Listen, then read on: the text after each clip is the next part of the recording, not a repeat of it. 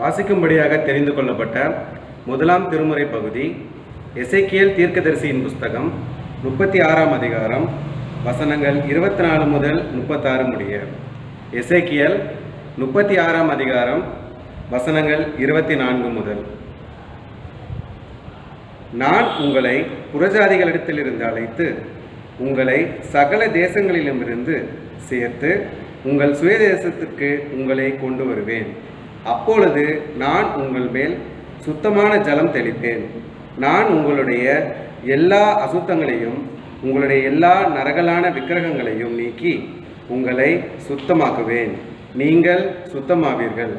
உங்களுக்கு நவமான இருதயத்தை கொடுத்து உங்கள் உள்ளத்திலே புதிதான ஆவியை கட்டளையிட்டு கல்லான இருதயத்தை உங்கள் மாம்சத்திலிருந்து எடுத்து போட்டு சதையான இருதயத்தை உங்களுக்கு கொடுப்பேன். உங்கள் உள்ளத்திலே என் ஆவியை வைத்து உங்களை என் கட்டளைகளில் நடக்கவும் என் நியாயங்களை கைக்கொள்ளவும் அவைகளின்படி செய்யவும் பண்ணுவேன். உங்கள் பிதாக்களுக்கு நான் கொடுத்த தேசத்திலே நீங்கள் குடியிருப்பீர்கள். நீங்கள் என் ஜனமாயிருப்பீர்கள். நான் உங்கள் தேவனாயிருந்து உங்கள் அசுத்தங்களை எல்லாம் நீக்கி உங்களை இரட்சித்து உங்கள் மேல் பஞ்சத்தை கட்டளையிடாமல் கோதுமையை வரவழைத்து அதை பெருக பண்ணி நீங்கள் இனிமேல் ஜாதிகளுக்குள்ளே பஞ்சத்தினால் உண்டாகும் நிந்தையை அடையாதபடிக்கு விருட்சத்தின் கனிகளையும் வயலின் பலன்களையும் பெருக பண்ணுவேன். அப்பொழுது நீங்கள் உங்கள் பொல்லாத மார்க்கங்களையும் உங்கள் தகாத கிரியைகளையும் நினைத்து உங்கள் அக்கிரமங்களின் நிமித்தமும் உங்கள் அருவருப்புகளின் நிமித்தமும் உங்களையே ஆலோசிப்பீர்கள். நான் இப்படி செய்வது உங்கள் நிமித்தமாக அல்லவென்று கர்த்தராகிய ஆண்டவர் சொல்லுகிறார். இது உங்களுக்கு அறியப்பட்டிருக்க கடவது. இஸ்ரவேல் வம்சத்தாரே, உங்கள் வழிகளின் நிமித்தம் வெட்கி நாணுங்கள். கர்த்தராகிய ஆண்டவர் சொல்லுகிறது என்னவென்றால், நான் உங்கள் அக்கிரமங்களை எல்லாம் நீக்கி உங்களை சுத்தமாக்கும் காலத்திலே பட்டணங்களில் குடியேற்றுவிப்பேன். அவாந்தரமான ஸ்தலங்களும் கட்டப்படும். பாழாக்கப்பட்ட தேசம் கடந்து போகிற யாவருடைய பார்வைக்கும் பாழாய் கிடந்ததற்கு பதிலாக பயிரிடப்படும். பாழாய் கிடந்த இத்தேசம் ஏதேன் தோட்டத்தை போலாயிற்றென்றும் அவாந்திரமும் பாலும் நிர்மூலமுமாயிருந்த பட்டணங்கள் அரணிப்பானவைகளுக்கும் குடியேற்றப்பட்டவைகளுமாய் இருக்கிறது என்றும் சொல்லுவார்கள். கர்த்தராகிய நான் நிர்மூலமானவைகளை கட்டுகிறேன் என்றும் பாழானதை பயிரினமாக்குகிறேன் என்றும் அப்பொழுது உங்களை சுற்றிலும் உள்ள மீதியான ஜாதிகள் அறிந்து கொள்வார்கள். கர்த்தராகிய நான் இதை சொன்னேன், இதை செய்வேன். பாடம் முடிந்தது. இறைவனே, உமக்கே ஸ்தோத்திரம் உண்டாவதாக.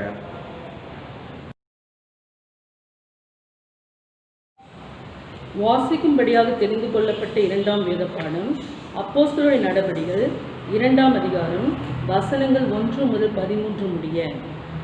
அப்போஸ்தலர் 2ஆம் அதிகாரம் 1 முதல் 13 முடிய. பெந்தெகோஸ்தே என்னும் நாள் வந்தபோது அவர்கள் எல்லாரும் ஒருமனப்பட்டு ஓரிடத்தில் வந்திருந்தார்கள். அப்பொழுது பலத்த காற்று அடிக்கிற முழக்கம் போல வானத்திலிருந்து சடுதியாய் ஒரு முழக்கம் உண்டாகி அவர்கள் உட்கார்ந்திருந்த வீடு முழுவதையும் நிரப்பிற்று. அல்லாமலும் அக்கினிமயமான நாவுகள் போல பிரிந்திருக்கும் நாவுகள் அவர்களுக்கு காணப்பட்டு அவர்கள் ஒவ்வொருவன் மேலும் வந்து அமர்ந்தது. அவர்கள் எல்லாரும் பரிசுத்த ஆவியினாலே நிரப்பப்பட்டு ஆவியானவர் தங்களுக்கு தந்தருளின வரத்தின்படியே வெவ்வேறு பாஷைகளிலே பேசத் தொடங்கினார்கள். வானத்தின் கீழ் இருக்கிற சகல தேசத்தாரிலும் இருந்து வந்த தேவ பக்தியுள்ள யூதர்கள் அப்போது எருசலேமிலே வாசம் பண்ணினார்கள். அந்த சத்தம் உண்டான போது திரளான ஜனங்கள் கூடி வந்து தங்கள் தங்கள் பாஷையிலே அவர்கள் பேசுகிறதை அவரவர்கள் கேட்டபடியினாலே கலக்கமடைந்தார்கள். எல்லாரும் பிரமித்து ஆச்சரியப்பட்டு ஒருவரை ஒருவர் பார்த்து, இதோ பேசுகிற இவர்கள் எல்லாரும் கலிலேயர் அல்லவா? அப்படி இருக்க நம்மில் அவரவர்களுடைய ஜென்ம பாஷையிலே இவர்கள் பேச கேட்கிறோமே, இது எப்படி? பார்த்தரும் மேதரும் எலாமீத்தரும் மொசபெத்தாமியா யூதேயா கப்பத்தோக்கியா பொந்து ஆசியா பிரிகியா பம்பிலியா எகிப்து என்னும் தேசத்தார்களும் சிரேனே பட்டணத்தை சுற்றியிருக்கிற லீபியாவின் திசைகளிலே குடியிருக்கிறவர்களும் இங்கே சஞ்சரிக்கிற ரோமாபுரியரும் யூதரும் யூத மார்க்கமைந்தவர்களும் கிரேத்தரும் அரபியருமாகிய நாம் நம்முடைய பாஷையிலே இவர்கள் தேவனுடைய மகத்துவங்களை பேச கேட்கிறோமே என்றார்கள். எல்லாரும் பிரமித்து சந்தேகப்பட்டு இது என்னமாய் முடியுமோ என்று ஒருவரோடொருவர் சொல்லிக் கொண்டார்கள். மற்றவர்களோ இவர்கள் மதுபானத்தினால் நிறைந்திருக்கிறார்கள் என்று பரியாசம் பண்ணினார்கள். வாசிக்கும்படியாக தெரிந்து கொள்ளப்பட்ட வேத பாடம் வாசித்து முடித்தாயிற்று. தேவனே உமக்கே மகிமை உண்டாவதாக. மாறி மாறி வாசிக்க தெரிந்து கொள்ளப்பட்ட சங்கீதம் அதிகாரம் 29. சங்கீதம் அதிகாரம் 29. பலவான்களின் புத்திரரே, கர்த்தருக்கு மகிமையையும் வல்லமையையும் செலுத்துங்கள். கர்த்தருக்கே அதை செலுத்துங்கள்.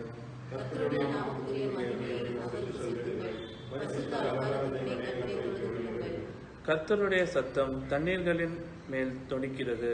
மகிமையுள்ள தேவன் முழங்குகிறார். கர்த்தர் திரளான தண்ணீர்களின் மேல் இருக்கிறார்.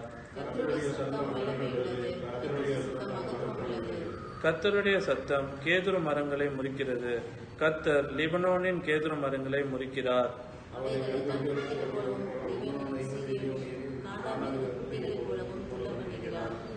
கர்த்தருடைய சத்தம் அக்கினி ஜுவாலைகளை பிளக்கும்.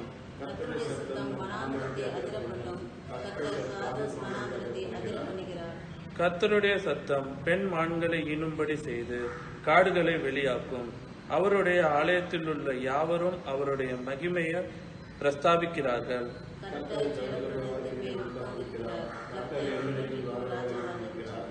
அனைவரும் சேர்ந்து சொல்வோம். கர்த்தர் தமது ஜனத்திற்கு பலன் கொடுப்பார். கர்த்தர் தமது ஜனத்திற்கு சமாதானம் அருளி அவர்களை ஆசீர்வதிப்பார். பிதாவுக்கும் குமாரனுக்கும் பரிசுத்த ஆவிக்கும் மகிமை உண்டாவதாக. அதிலும் இப்பொழுதும் எப்பொழுதுமான சதா காலங்களிலும் மகிமை உண்டாவதாக. ஆமென்.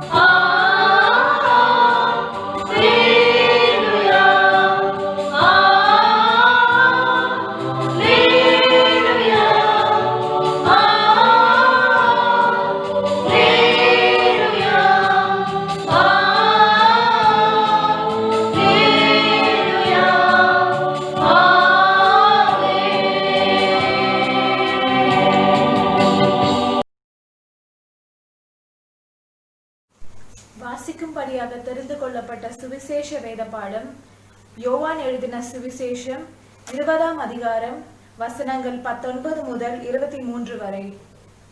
வாரத்தின் முதல் நாளாகிய அன்றைய தினம் சாயங்கால வேளையிலே சீஷர்கள் கூடியிருந்த இடத்தில் யூதர்களுக்கு பயந்ததினால் கதவுகள் பூட்டியிருக்கையில் இயேசு வந்து நடுவே நின்று, உங்களுக்கு சமாதானம் என்றார். அவர் இப்படி சொல்லி தம்முடைய கைகளையும் விலாவையும் அவர்களுக்கு காண்பித்தார். சீஷர்கள் கர்த்தரை கண்டு சந்தோஷப்பட்டார்கள். இயேசு மறுபடியும் அவர்களை நோக்கி, உங்களுக்கு சமாதானம் உண்டாவதாக. பிதா என்னை அனுப்பினது போல நானும் உங்களை அனுப்புகிறேன் என்று சொல்லி அவர்கள் மேல் ஊதி பரிசுத்த ஆவியை பெற்றுக்கொள்ளுங்கள். எவர்களுடைய பாவங்களை மன்னிக்கிறீர்களோ அவைகள் அவர்களுக்கு மன்னிக்கப்படும். எவர்களுடைய பாவங்களை மன்னியாதிருக்கிறீர்களோ அவைகள் அவர்களுக்கு மன்னிக்கப்படாதிருக்கும் என்றார். வாசிக்கும்படியாக தெரிந்து கொள்ளப்பட்ட சுவிசேஷ வேத பாடம் வாசித்தாயிற்று. கிறிஸ்துவே உமக்கே மகிமை உண்டாவதாக.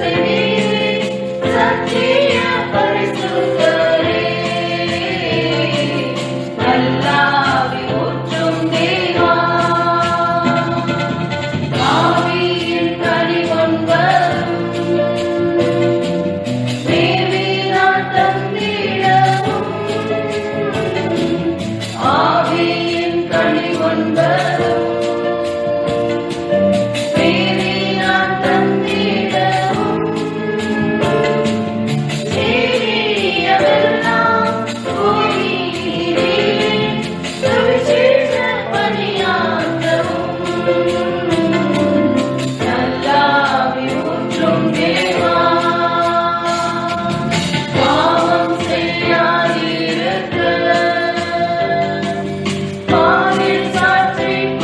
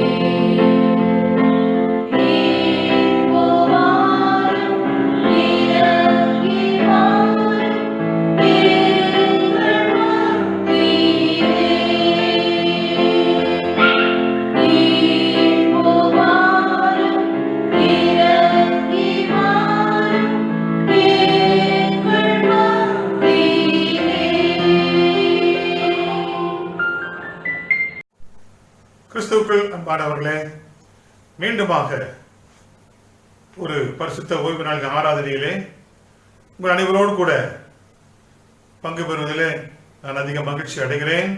கர்த்தருக்கு ஸ்தோத்திரம். இந்த ஞாயிற்றுக்கிழமை நாம் விதமாக ஒன்று கூடி நம்முடைய இல்லங்களிலே ஆராதிக்கும்படியாக கர்த்தர் கொடுத்த பிரதான கிருபைக்காக கர்த்தருக்கு நாம் நன்றி சொல்லுவோம். இந்த ஆராதனை ஒரு விசேஷ ஆராதனை. திருச்சபை உருவான ஒரு நாள், தூய ஆவியானவரின் திருநாள். நமது ஆண்டவருடைய வாக்குத்தத்தம் நிறைவேறின ஒரு திருநாள் இன்றைக்கு தூய ஆவியானவரின் திருநாள் என்று நாம் இந்த நாளை காணுகிறோம். மிக முக்கியமான ஒரு நாள், திருச்சபை உருவான ஒரு நாள். இந்த நாளுக்குரிய வேத பகுதிகள் நாம் நிச்சயமாக நம்முடைய கவனம் அப்போஸ்தலர்களின் புஸ்தகம் 2ஆம் அதிகாரத்துக்கு நம்முடைய கவனம் நிச்சயமாய் செல்கிறது. அதுதான் நமக்கு இந்த தூய ஆவியான வருகை குறித்தான அந்த நிகழ்வுகள் அங்கே பதிவு செய்யப்பட்டிருக்கிறது. அதோடு கூட நற்செய்தி பகுதியிலே யோவான் சுவிசேஷம் 20ஆம் அதிகாரம் 19 to 23 வசனங்கள் இன்றைக்கு நமக்கு வேத பகுதியாக கொடுக்கப்பட்டிருக்கிறது. இந்த வேத பகுதியிலிருந்து ஒரு 3 சிறிய குறிப்புகளை உங்கள் மத்தியில் வைக்க விரும்புகிறேன். கர்த்தர் நமக்கு மட்டுமாய் நம்முடைய இல்லங்களிலே ஆராதனை நடத்த கிருபை தந்திருக்கிறார். விரைவிலே நாம் நன்றாக ஜெபிப்போம். விரைவிலே நமக்கு ஆலயங்கள் திறக்கப்படட்டும். மேற்கு வங்க பகுதியிலே மேற்கு வங்கத்தின் முதல்வர் அவர்கள் தொழுகைக்கு அனுமதி கொடுத்திருக்கிறார்கள்.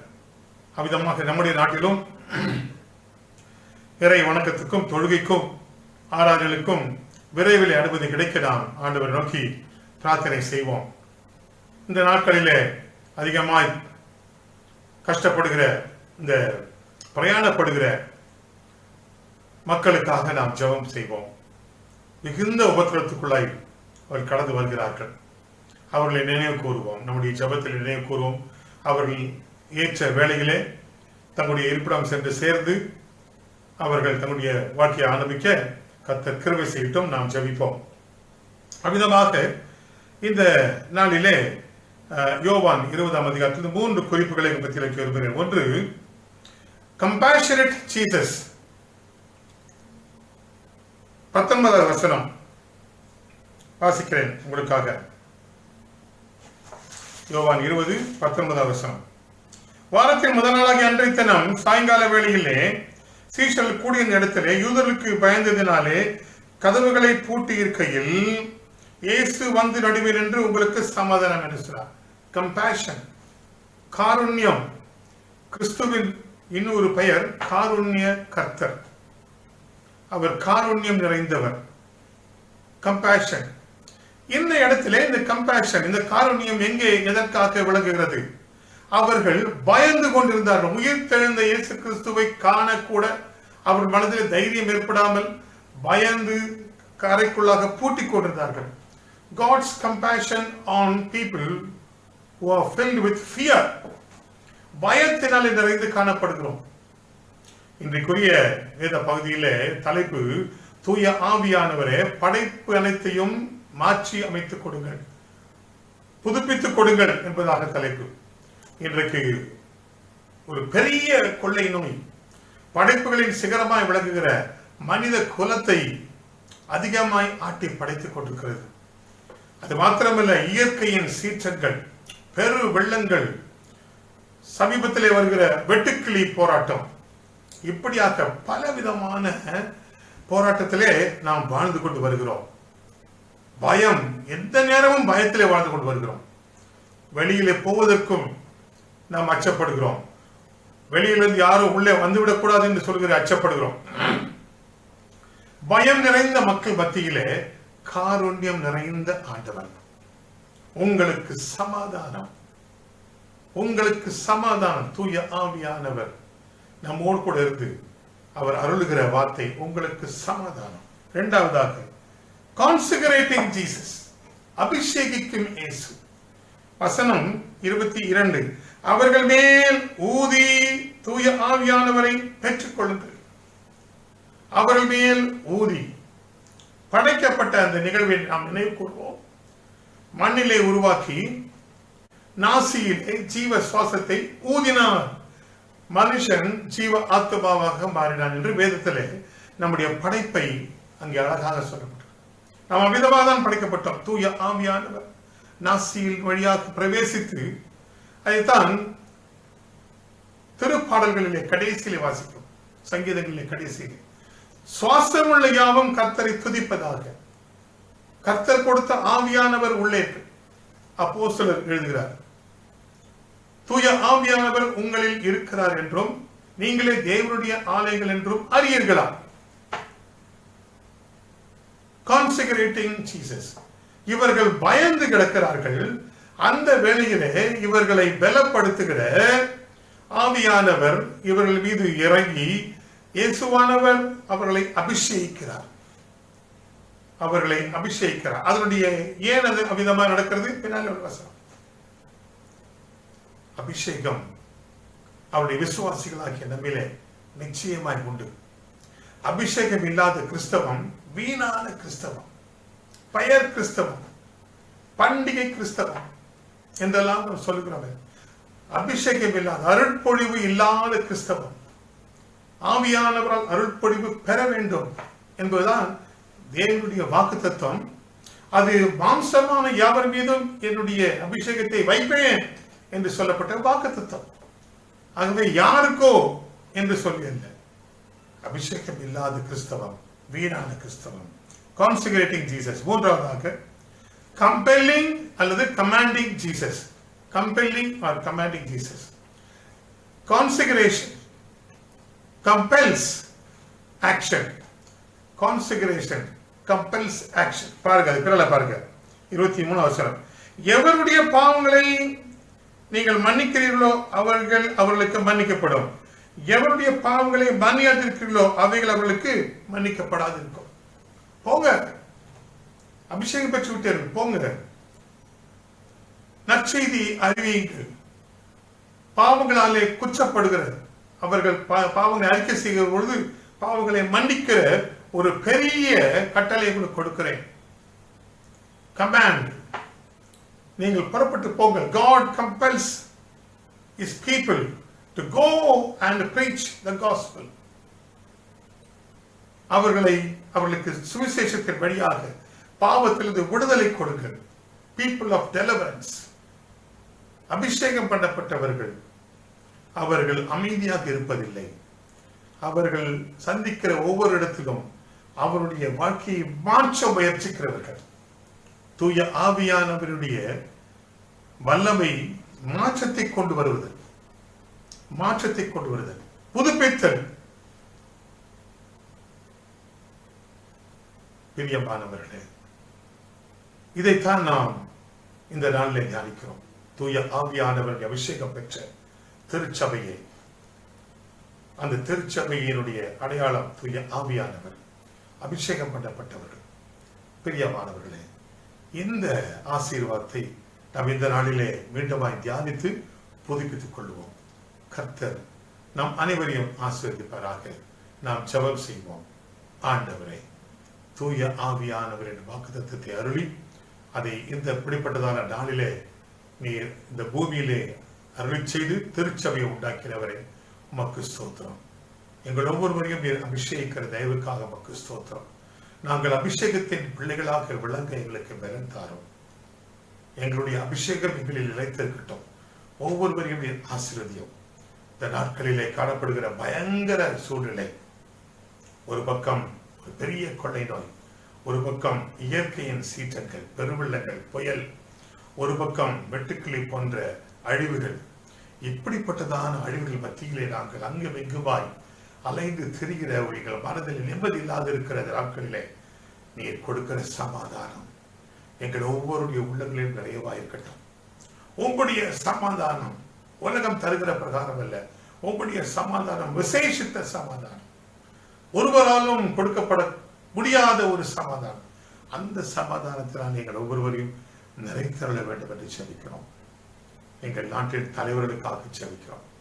இப்படிப்பட்டதான இக்கட்டான சூழ்நிலையிலே ஒவ்வொரு தலைவர்களையும் நீர் ஞானத்தை கொண்டு வழிநடத்தும். எங்கள் திருச்சபையின் தலைவர்களை நீர் ஆசீர்வதியும். எங்கள் பேராயருக்காக, குடும்பத்துக்காக செபிக்கிறோம். ஆசீர்வதியும், பலப்படுத்தும். நல்ல ஆரோக்கியத்தோடு காத்துக்கொள்ளும். விரைவிலே ஆலயங்கள் திறக்கப்படட்டும். உமக்கு மகிமையான ஆராதனைகள் நடைபெறட்டும். ஆசீர்வதித்துள்ளோம். எங்கள் ஒவ்வொருவரையும் தாழ்த்துகிறோம். இயேசு கிறிஸ்து மூலம் ஜெபிக்கிறோம் நல்ல பிதாவே. ஆமென். நாம் யாவரும் எழுந்து நின்று அப்போஸ்தலர் விசுவாச பிரமாணத்தை அறிக்கையிடுவோம். வானத்தையும் பூமியையும் படைத்த சர்வ வல்லமையுள்ள பிதாவாக்கிய தேவனை விசுவாசிக்கிறேன். அவருடைய ஒரே குமாரனாக்கிய நம்முடைய நாதர் இயேசு கிறிஸ்துவையும் விசுவாசிக்கிறேன். அவர் பரிசுத்த ஆவியினாலே கன்னி மரியாளிடத்தில் உற்பவித்து பிறந்தார்.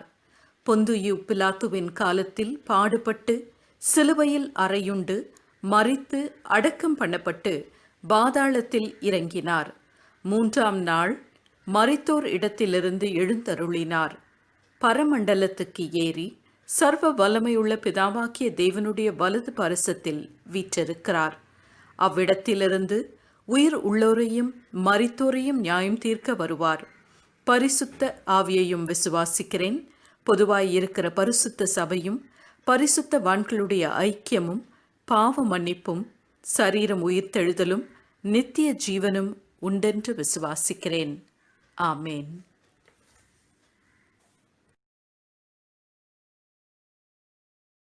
பிரியமானவர்களே, விடுமுறை வேதாவ பள்ளி நடந்து கொண்டிருக்கிறது. அதை ஆன்லைன்ல செயல்படுத்திக் கொண்டிருக்கிற ஆசிரியர்களுக்காக நன்றி சொல்கிறேன். பிள்ளைகள் அதை பெற்றுக் கொண்டிருக்கிறீர்கள். பெற்றோர்கள் தயவு செய்து கொஞ்சம் நேரம் செலவு பண்ணுங்கள். பிள்ளைகள் அந்த வசனங்களை பெற்று அதில் இணைந்து வருகிறார்களா என்று சொல்லி கொஞ்சம் கவனித்துக் கொள்ளுங்கள். ஒருவேளை ஆலயத்துக்குள்ளே ஒரு நாள் பாடசாலை நடத்த வாய்ப்பில்லாத பொழுது இப்பொழுது வீடுகளிலே நீங்கள் தான் பொறுப்பு. ஆசிரியர்கள் அனுப்புகிற பாடங்களை அவள் அதை சரிவர புரிந்து கொள்கிறார்களா, அதை மனப்பாட வசனங்கள் போன்றவற்றை செய்து கொள்கிறார்கள் என்பதை பெற்றோர்கள் கவனமாய் கவனித்துக் கொள்ள உங்களுக்கு அதிகமாக கேட்டுக்கொள்கிறேன். அவ்விதமாக மாதாந்திர சந்தா உரைகள் ஆயத்தமாக இருக்கிறது. பெற்றுக்கொள்ளுங்கள். உங்கள் காணிக்கைகளை நீங்கள் படைத்து ஆலயத்துக்கு கொண்டு வருகிற போது அதை பெற்றுக்கொள்ள இந்த வாய்ப்பு வழி செய்யப்பட்டிருக்கிறது. கர்த்தர் உங்கள் காணிக்கைகளை ஆசிரியப்பாராக. உங்கள் ஒவ்வொருவரையும் ஆசிரியப்பாராக. உங்கள் குடும்பத்தை ஆசிரியப்பாராக. விசேஷமாக வெளிநாடுகளில் இருக்கிற பிள்ளைகளுக்காக நாம் பிரார்த்திப்போம். அவர்களுக்கு எந்த இடர்பாடு ஏற்படாதபடி காத்துக்கொள்ள கர்த்தர் கிருபை செய்வாராக. கர்த்தர் உங்கள் ஒவ்வொருவரையும் ஆசிரியப்பாராக. ஆமென்.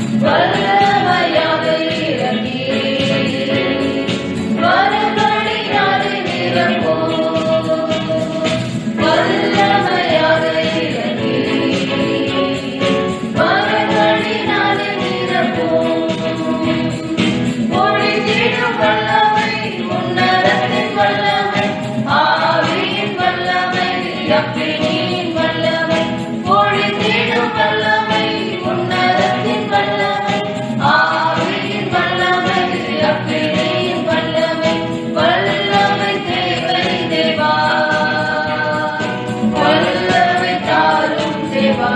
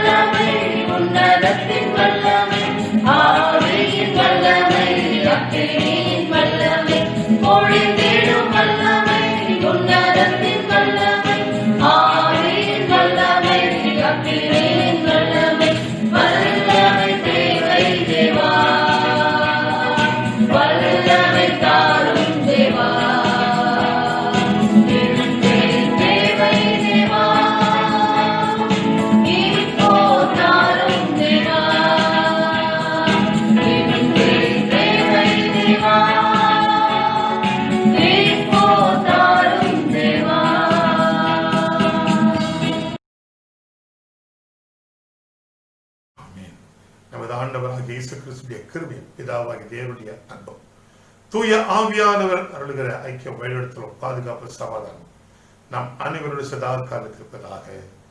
ஆமென்.